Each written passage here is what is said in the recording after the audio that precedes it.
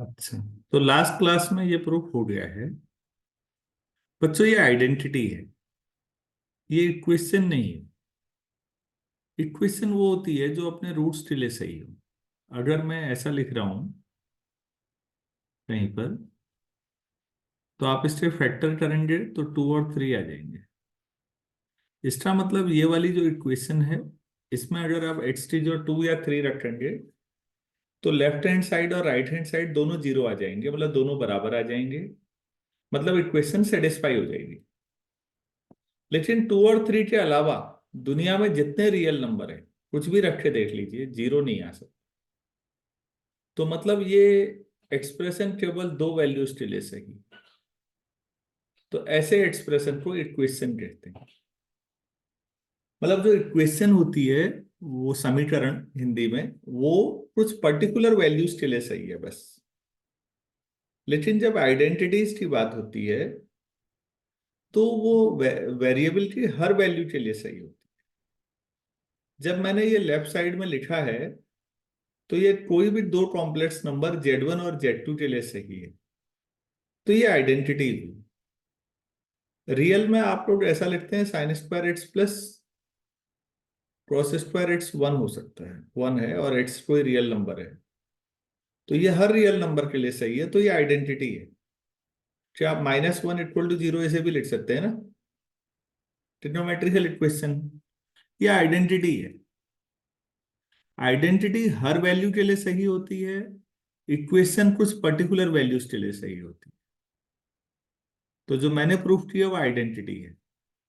अगर ये आइडेंटिटी है, तो इसमें आप दूसरा वाला प्रूफ कर सकते हैं जो पिछली क्लास में पढ़ाया था, कि हम अगर Z2 के लिए ये सही है, तो Z2 की जगह पर -Z2 रखें तो भी क्या फर्क पड़ रहा है, वो भी तो कॉम्प्लेक्स नंबर है, उसके लिए भी सही होना चाहिए। तो क्या मिलेगा, Z1 सर सेकंड आइडेंटिटी।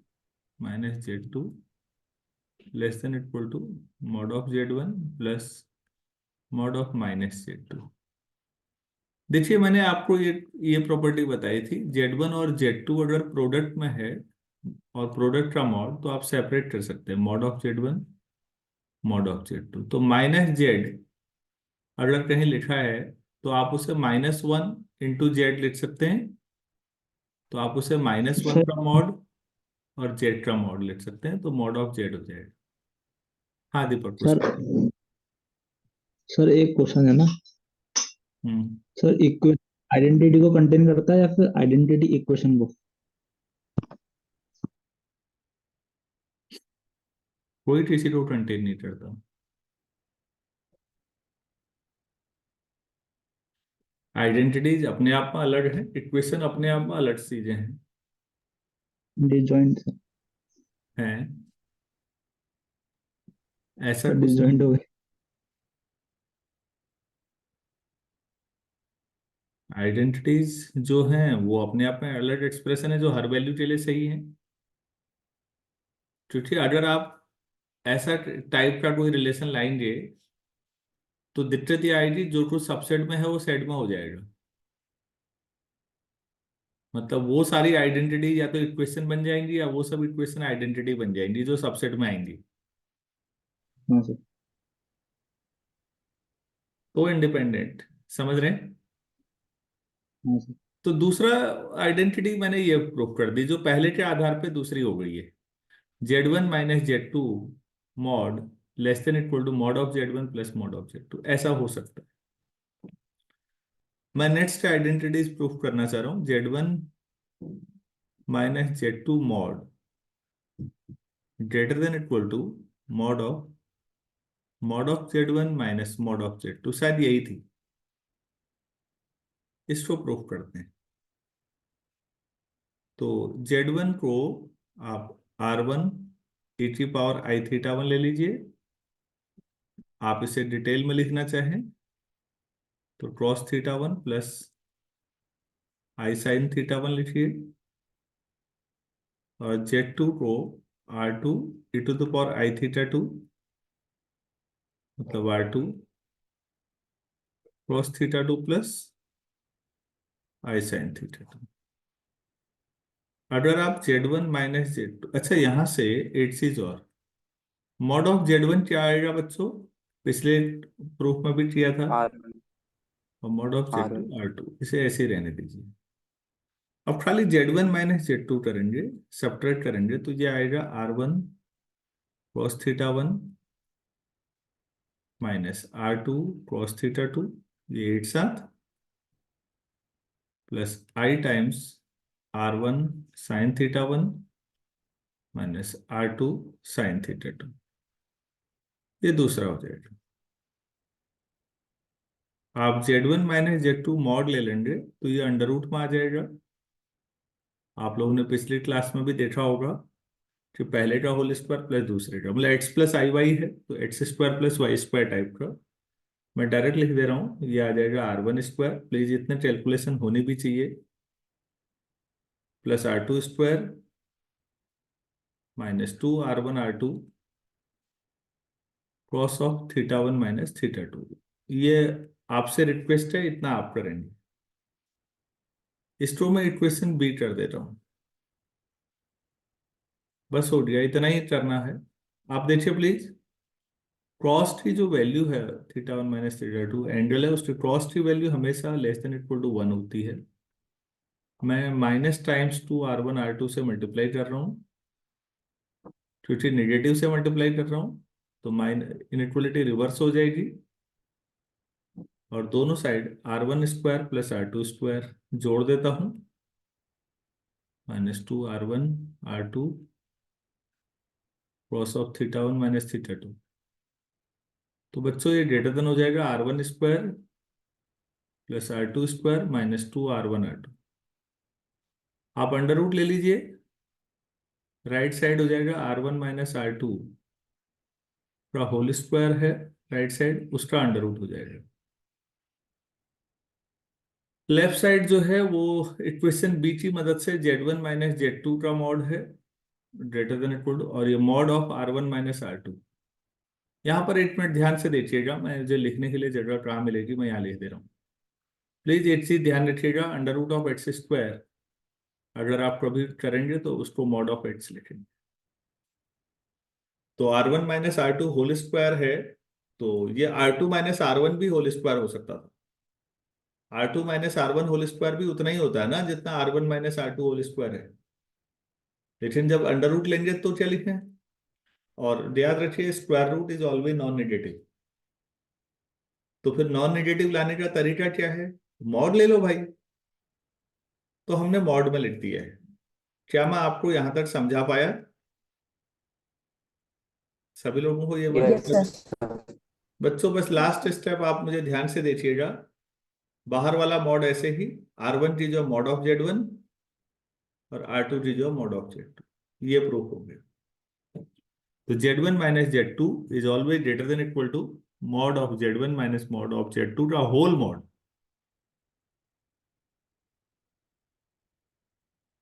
ये आपके पास नेक्स्ट इनइक्वलिटी आ गई। उम्मीद है आपको समझ में आ गया होगा।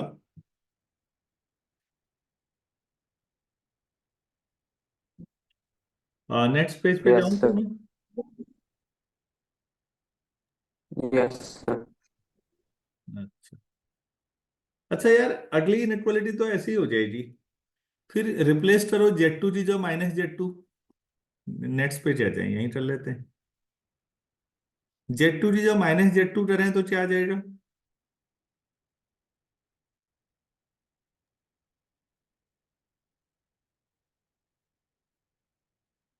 सर सब सेम रहेगा लेकिन माइनस Z2 प्लस Z2 है। ऐसा आ जाएगा, मैंने सबसे ऊपर लेफ्ट में लिख दिया है।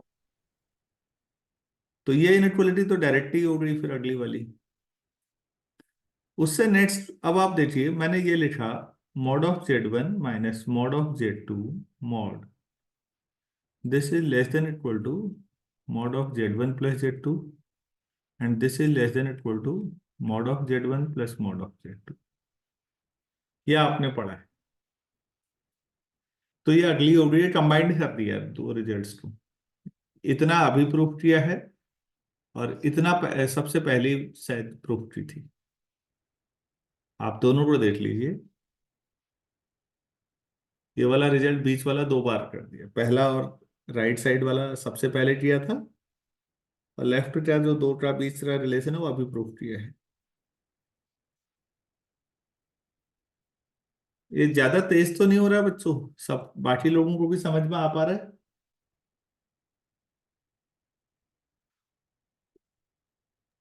Yes sir. भाई हाँ कहने में भी दिक्कत है, या ना कह दो फिर, वो भी कहो लेकिन जल्दी कहा करो। ये समझ में आया या नहीं आया पूछ रहा हूँ यहाँ तक। Yes sir. यस सर आए। बेटा आप लोग रिस्पॉन्स देना है तो फटाफट दिया करो। अगर मैं Z2 को -Z2 से रिप्लेस कर दूं इसमें तो क्या प्रूफ हो जाएगा? सर लास्ट वाली identity. Mod Z1 minus mod Z2 whole mod Z1 minus Z2 less than equal to mod Z1 plus mod Z2, ये प्रूफ हो जाएगा। तो इतनी सारी आइडेंटिटीज हमारी प्रूफ हो गई, एलिमेंट्री आइडेंटिटीज थी सब। ठीक है, नेक्स्ट जो काफी इंपॉर्टेंट प्रॉपर्टी है वो ये है कि Z1 plus Z2 mod square plus Z1 minus Z2 mod square 2 times square है नहीं, 2 mod Z1 square plus mod Z2 square. मैंने जब पहला प्रूफ किया था तो एक कैपिटल ए क्वेश्चन लिखी होगी, जरा देखिए तो प्लीज, ऐसा लिखा था क्या कहीं?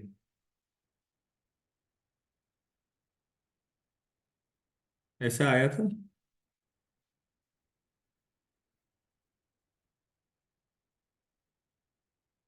आया ना ये? पहला पार्ट देखिए प्लीज, ऐसा कहीं लिखा होगा, नहीं लिखा तो उसको कैपिटल ए ले लीजिए। आज बी वाला प्रूफ किया कहीं, जरा देखिए तो। Z1 minus Z2 square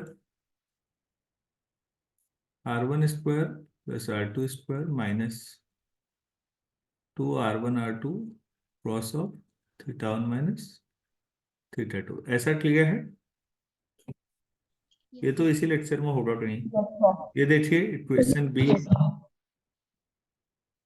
add कर दीजिए दोनों को।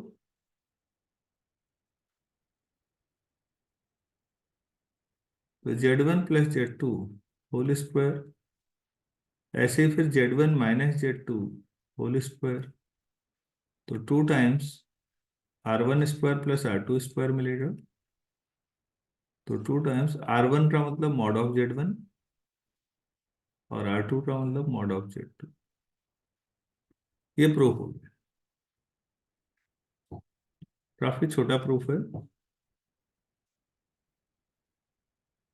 और इतना ही लिखा था और भी था?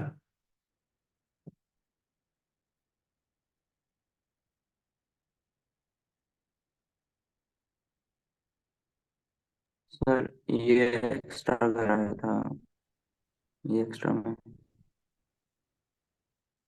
आपकी आवाज साफ नहीं आ रही है, कोई और स्टूडेंट बोलिए प्लीज।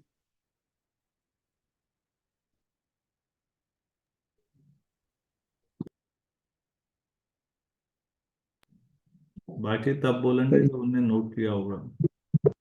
सर ये वाला थोड़ा एक्स्ट्रा है। अच्छा, कोई बात नहीं। Z to the power n का मॉड या जेड ही मॉड जेड लेते पहले, फिर पावर n बराबर होते हैं। आप z इक्वल टू ले लीजिए complex number E r e to the power i theta, तो मॉड ऑफ जेड r हो जाएगा। तो मॉड ऑफ जेड की पावर n का मतलब r की पावर n। अब खाली z की पावर n करेंगे तो r e की पावर i थीटा की पावर n, मतलब r की पावर n और e की पावर i n थीटा। और अगर आप z की पावर n का मॉड ले लेंगे तो खाली r की पावर n आ जाएगी, बस। तो दोनों इक्वेशन से प्रूफ हो गया। किसी कॉम्प्लेक्स नंबर का पावर आप नेचुरल नंबर में 1 2 3 4 5 कुछ भी ऐसी पावर बढ़ाना चाहते हैं और तब मॉड लेना चाहते हैं, या मॉड लेके पावर बढ़ाएं, तो एक ही बात है, कोई फर्क नहीं पड़ता। जैसे आप ऐसे समझिए कि अगर Z = 3 + 4i, मैं आपसे पूछा कि Z³ करिए और फिर मॉड मॉड ले लीजिए, तो आप इसका Z³ करेंगे तो वो मल्टीप्लाई करना होगा लंबा चौड़ा, वो काम तो लंबा हुआ। आप इसको बहुत शॉर्ट कर सकते हो, सीधे मॉड ऑफ Z ले लीजिए, √3² + 4² 5², तो 5 आ जाएगा। अब आप क्यूब कर लीजिए तो 5³ आ जाएगा सीधे, जो भी होना है। कितना आसान हो जाएगा। तो n पावर तक पहले मल्टीप्लाई करो और फिर मॉड लो, या आप पहले ही मॉड ले लो, लेकिन ये नेचुरल नंबर होना चाहिए n। अगर n आप रेशनल लेते हैं फ्रैक्शन, तो वो रूट्स वाली कहानी आ जाएगी, फिर दिक्कत हो सकती है।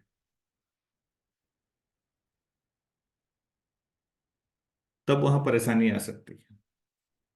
जैसे मैं नेक्स्ट पेज पे आपको दिखाता हूं।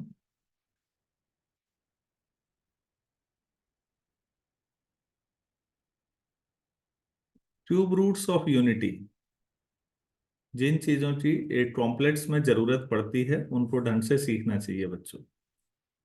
यूनिटी के क्यूब रूट, मैं इसको दो तरीके से करूंगा, पहले सिंपल तरीका और फिर दूसरा जनरल तरीका। मेथड 1, 1 का क्यूब रूट का मतलब 1⁻⁴ तो मान लो 8 से आया, तो इसका मतलब x³ करेंगे तो 1 आ जाएगा। आप इसे ऐसे कर लीजिए और फैक्टर करिए, x² + x + -1 ना, सही है, या +1? +1। हाँ, कोई नहीं बोलने वाला आसानी से। +1, तो x = 1 और आप -1 ± i√3/2 आप सॉल्व कर लीजिए, यही मिलेंगे। तो फाइनली आपको जो 1 के क्यूब रूट मिले वो 3 मिले। 8 तो 1, 8 -1 + i√3/2। कई लोग इसको शॉर्ट में ओमेगा कह देते हैं। दूसरा -1 - i√3/2, इसको ओमेगा² लिखा होता है। तो 1 के 3 क्यूब रूट है तो 3 होंगे। अब छोटी क्लास में क्या होता था कि कॉम्प्लेक्स नंबर तो पढ़ाया नहीं, वो तो 11 से पढ़ाया जाता है, तो 1 का क्यूब रूट 1 ही लिखाया जाता है। भाई छोटे बच्चे को कैसे समझाओगे कॉम्प्लेक्स नंबर, वरना बच्चा बवाल कर सकता है। उसने कहा क्यूब रूट है तो 3 रूट होने चाहिए थे, 3 में से 2 कहाँ हैं। लेकिन हमने उस बेचारे को इतना सोचने लायक बनाया ही नहीं होता कि बच्चे सोच पाए। हम मार पीट के तो मैथ सिखा रहे थे धमका के, तो कहाँ से सोचना है किसी ने। भाई क्यूब रूट है तो 3 रूट होंगे ना, स्क्वायर रूट है तो 2 होंगे। आप ऐसे समझिए, nth रूट, nth रूट्स पे बात करेंगे अभी, तो n रूट होंगे। अच्छा, इनमें नोट करने लायक कुछ प्रॉपर्टीज हैं, ध्यान से देखिएगा क्या क्या है। पहला, -1 + i√3/2 का होल स्क्वायर आप लोग कर सकते हैं, तो ये -1 - i√3/2 मिलेगा। और -1 - i√3/2 का स्क्वायर करेंगे तो -1 + i√3/2 मिलेगा। मतलब इस ओमेगा का स्क्वायर करोगे तो जाहिर सी बात है ओमेगा² ही मिला, और अगर ओमेगा² का स्क्वायर करोगे तो ω⁴, तो ω³ × ω⁵ 1 होगा, तो ओमेगा मतलब ये दोनों एक दूसरे के स्क्वायर है। देखिए, जब ओमेगा अगर क्यूब रूट है वन का, आप कह रहे हैं कि वन का जो क्यूब रूट है शॉर्ट में ना, आप समझिए लॉजिक को, मैं नीचे लिख रहा हूं जरा देखिएगा। वन का क्यूब रूट आपने शॉर्ट में लिखा 1 ओमेगा ओमेगा स्क्वायर। तो ओमेगा अगर वन का क्यूब रूट है तो ओमेगा का क्यूब 1 होना चाहिए या नहीं? ये तो जानते होगे। Yes sir. हाँ, तो ये दोनों एक दूसरे के स्क्वायर हैं, इसमें रटने जैसा कुछ नहीं है कि यार रटो भाई इसी को ओमेगा मानना है, अरे किसी को भी ओमेगा मानो, दूसरा ओमेगा स्क्वायर ही होगा क्योंकि ये दोनों एक दूसरे के स्क्वायर है। दूसरी बात, अगर आप 1 + ओमेगा करेंगे तो 0 मिल जाएगा, ओमेगा क्यूब 1 है ही। आप ये देखिए। तीसरी बात, अगर आप इनको ज्योमेट्रिकली रिप्रेजेंट करना चाहते हैं तो -½ + I√3/2 जो होगा वो इधर आएगा और दूसरा इधर आएगा और तीसरा 1 है। तो ध्यान दीजिएगा, एक होगा -½ और √3/2, दूसरा होगा -½ -√3/2, ठीक उतना ही नीचे, और तीसरा 1। ये 1, 0, तीसरा रूट 1 है बच्चों। तीन रूट, वो जो तीनों रूट होंगे ना, ये आइसोसेलेस ट्रायंगल बनेगा। कैसा बनेगा? आइसोसेलेस मतलब सर दो समद्विबाहु। मीडियन बराबर। समद्विबाहु, दो भुजाएं बराबर होंगी, ए बी और ए सी। जो क्यूब रूट्स ऑफ यूनिटी होते हैं वो एक इक्विलेटरल ट्रायंगल बनाते हैं, और इक्विलेटरल में आप देख ही रहे होंगे, ए रूट 1 है, 1 मतलब 2D में 1, 0, और बाकी दो आपने ऐसे दिखा दिए। क्या ये समझ में आया? Yes sir. Yes sir. Yes, sir yes, अभी आपने बोला या आइसोसेलेस बोला? हाँ, क्या कहा? सर अभी आपने इक्विलेटरल कहा कि या फिर आपने आइसोसेलेस कहा? आइसोसेलेस कहा, सॉरी, अगर इक्विलेटरल निकला है तो वो गलती हुई है।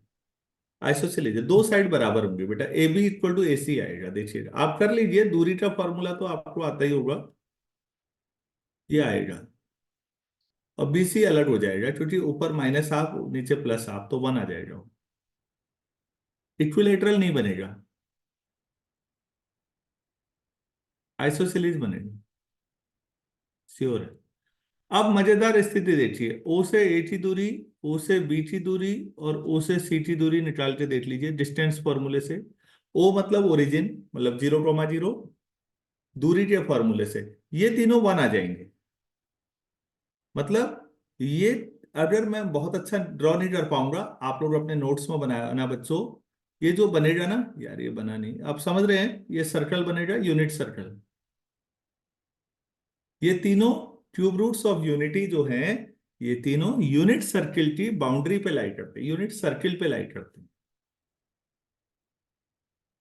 मतलब सेंटर से तीनों 1 दूरी पर होंगे, लेकिन आपस में जो ट्रायंगल बनाएंगे वो आइसोसेलेस होगा। क्या मैं दोनों बातें समझा पा रहा हूं? Yes sir. yes, sir. जो क्यूब रूट्स ऑफ यूनिटी होते हैं वो यूनिट सर्किल पे लाई करते हैं। यूनिट सर्किल का मतलब होता है मॉड जेड इक्वल टू 1 इस पे, क्योंकि मॉड जेड हुआ √x² + y², स्क्वायर करोगे तो भी तो x² + y² इक्वल टू 1 समझो ना। इसका सर्किल का सेंटर 0, 0, रेडियस 1, इसी को हम कोऑर्डिनेट ज्योमेट्री से कॉम्प्लेक्स में ऐसे बोलते हैं। तो यूनिट सर्किल पे लाई करेंगे वो ठीक है, लेकिन तीनों बराबर दूरी पर आपस में नहीं होंगे, आपस में इक्विलेटरल नहीं बनाएंगे, आइसोसेलेस बनाएंगे।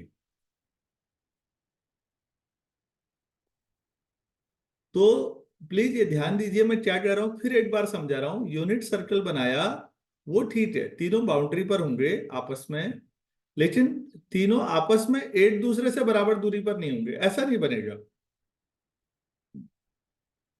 क्या मैं अच्छी तरह समझा पाया या कंफ्यूजन हो रहा है किसी को अब? क्लियर है सर। अच्छा, क्लियर है सर। तो बेटा क्यूब रूट्स ऑफ यूनिटी के कुछ प्रॉपर्टीज हैं। 1 प्लस ओमेगा स्क्वायर आप जोड़ के देख लीजिए, हमेशा 0 होगा। ओमेगा क्यूब 1 होता है और दोनों एक दूसरे के स्क्वायर होते हैं, ओरिजिन से तीनों बराबर दूरी पर होंगे। और ठीक है भाई, इतना ही है। ये ये आया हमारा क्यूब रूट का पहला मेथड। अगर ये क्लियर है तो मैं इसका जनरल मेथड बताता हूं अब आपको। ये आपको जरूरत पड़ेगी जब कैलकुलस ऑफ रेसिड्यूज आप पढ़ेंगे, वहां रूट्स निकालने पड़ेंगे आपको। लास्ट चैप्टर जिसमें इंटीग्रेशन करना पड़ता है, जरूरत वहां पड़ सकती है। देखिए प्लीज अब आगे को, general method 2।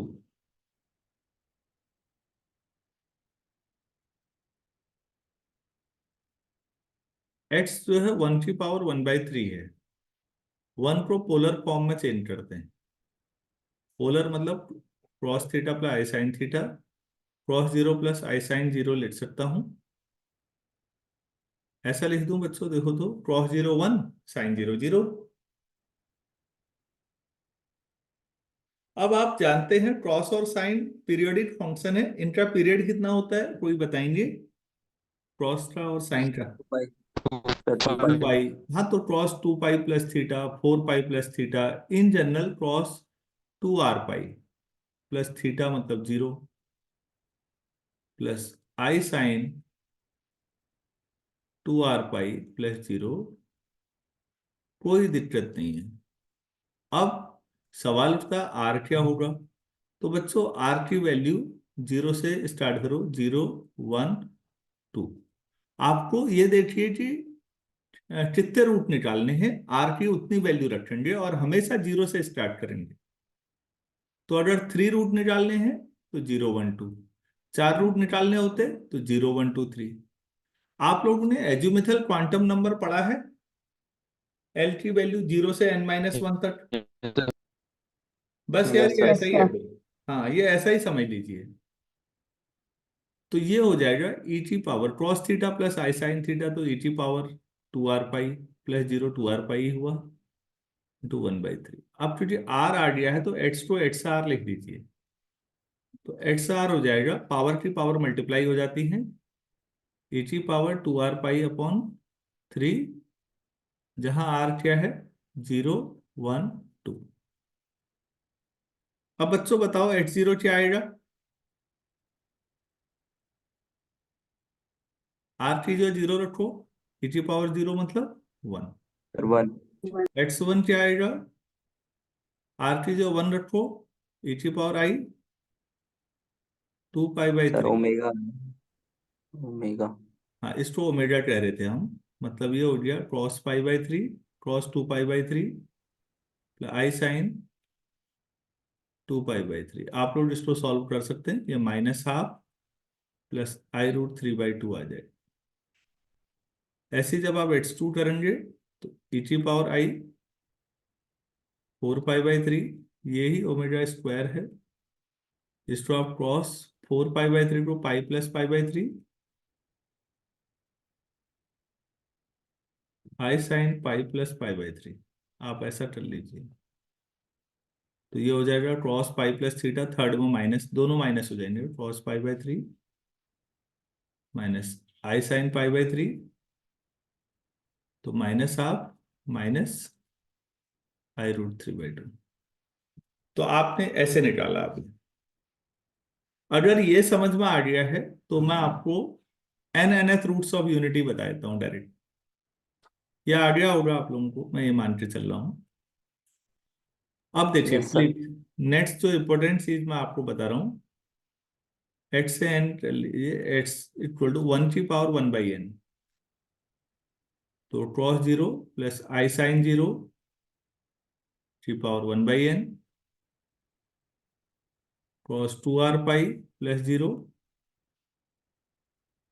Plus i sine 2 r pi plus 0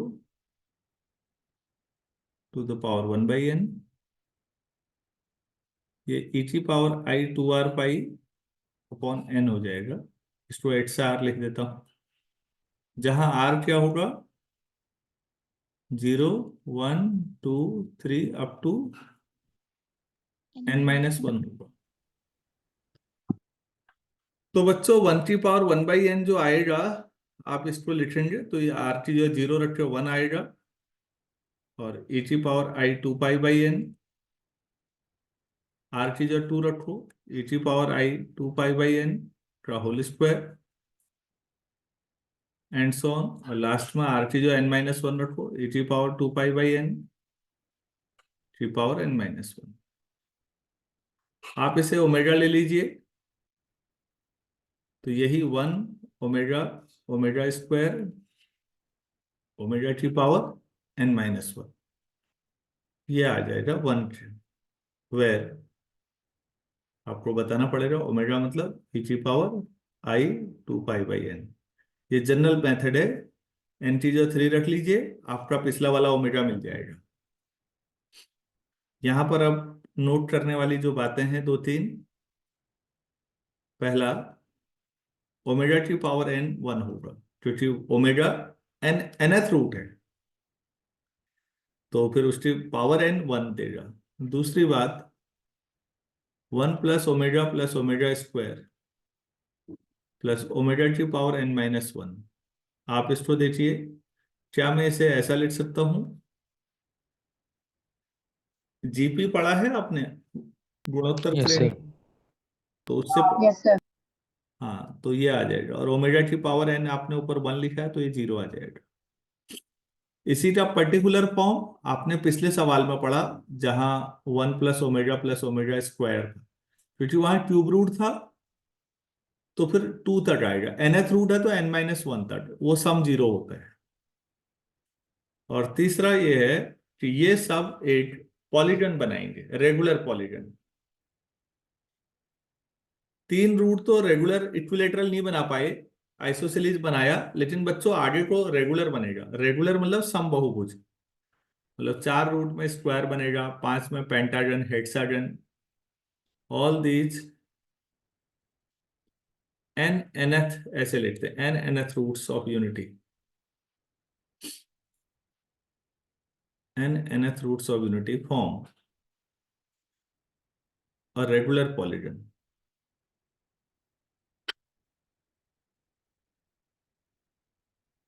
with side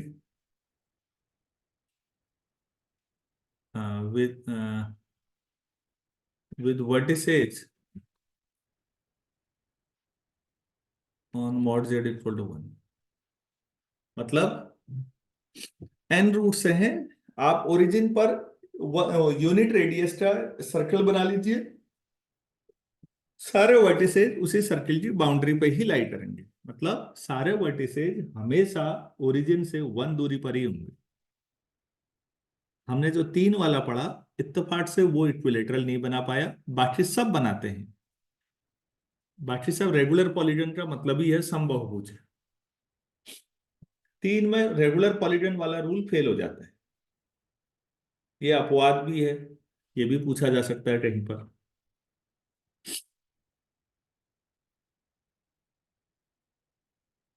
इतना समझ में आया तो 3 मिनट बचे हैं, मैं 4 वाला दिखा देता हूं आपको।